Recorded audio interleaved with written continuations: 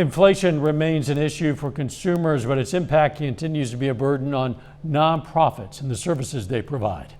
KOAM's Bronte Sorotsky spoke with the Area Agency on Aging about ways that price increases have affected the help they provide to the community.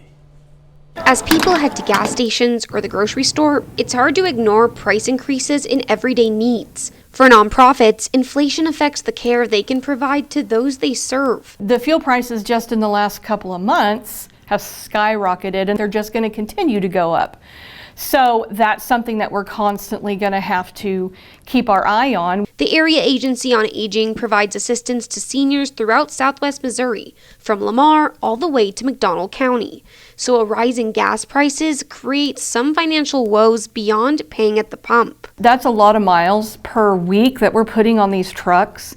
So, we have to replace the tires every so often. We have some trucks that are not really old, but they need a lot of maintenance so that we can make sure that they're going to go all the way down to McDonald County and back safely without any issues. Inflation also impacts services like meals that the nonprofit distributes. It affects our nutrition program primarily because of the food costs, serving meals at the senior centers, making sure we have all the components for the home delivered meals program. All of their meals must be USDA approved. To afford to meet that requirement, the nonprofit has needed to increase their amount of fundraisers to fill in the gaps between funding they receive and costs they pay. Our end goal is just to make sure our seniors are getting the services they need, and that's what we want to do, but it's a pretty big challenge with the way costs are going right now. And while they've been able to continue their services, the nonprofit worries they'll need to start a wait list for people in the future.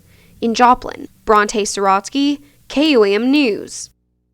The Area Agency on Aging also says they've been stuck with a funding amount from 2009.